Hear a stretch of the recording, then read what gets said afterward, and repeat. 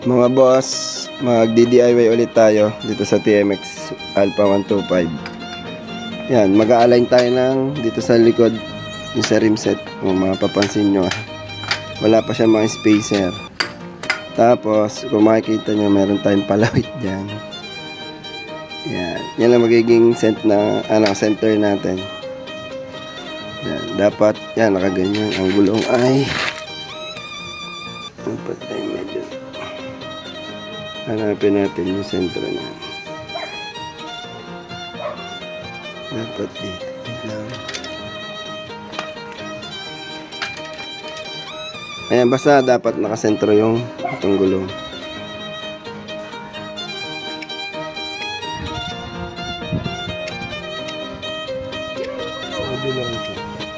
Ayan mga boss, yan yung sukat natin tatabasin dito sa bushing. Ayan. Bali, sinukat ko 5mm yan mga boss. Ayan, tapos may tatabasin din tayo dito. Ayan, kung mapapansin nyo, sobrang lutang. Mas okay kung pantay lang, mas madaling magsalpak.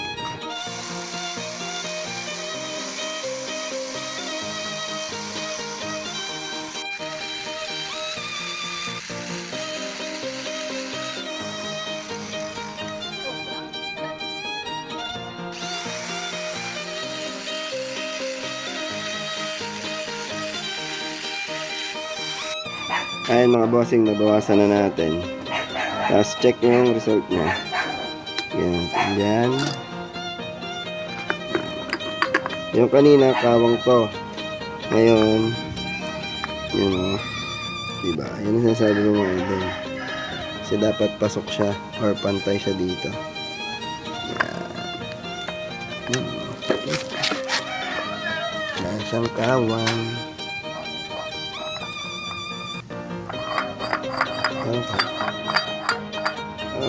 Okay.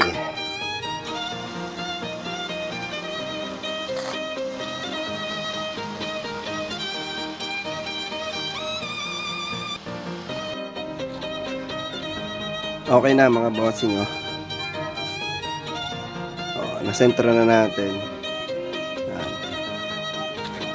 Bale, naswertahan lang natin yung spacer na nakuha natin ay sakto siya, hindi na tayo nagtabas. Yan, kung makita nyo. Bali, dito lang tayo nagtabas. Tol. Bali, yung isang yon ay kaparas nito, nagputol lang tayo para sumakto. Kaso ito, wala pang damper, rubber damper. Bali, tabas na rin yung bushing nito sa loob.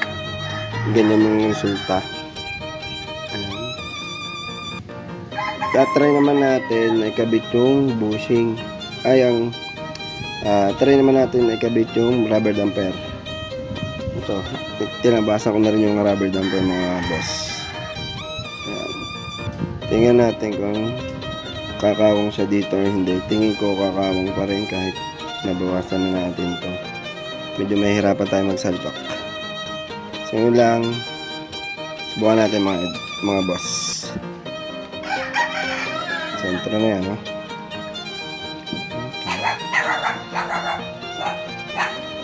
Yan mga boss, kanina sinukat na namin kaso kawa nga. So, ginawa ko ng paraan.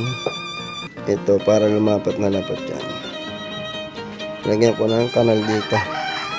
Sa pinagduduktungan ng ating damper. Ganyan.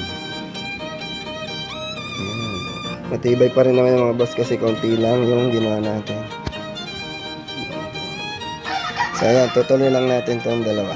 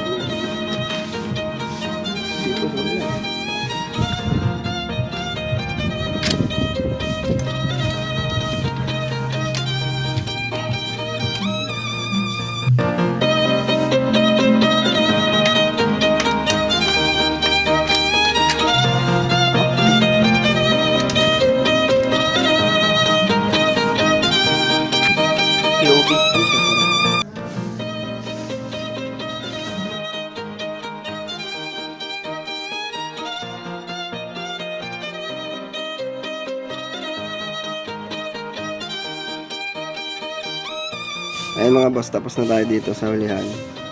Napantay na natin yan. Ayan yung free wheel. Ayan. Ang nakikita ko lang prob dito is ito mga boss. Ito. Medyo maliit yung clearance. Possible na yung kahit pa nandito yung kadena sa taas. Possible na sumabit pa rin dito. Kasi tumatalbog yung yung kadena minsan.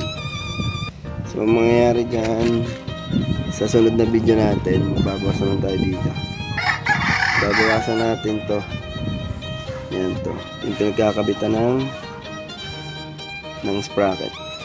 Para pumasok to ng konti.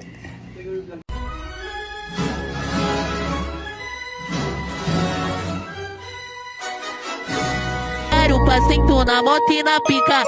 Não manda tomar no cu. Cê sabe que eu tô gostando. Não manda tomar no cu. Sarada vem me empurrando. Não manda tomar no cu. Pra não entrar machucando. Me coloca com calma pra não entrar machucando.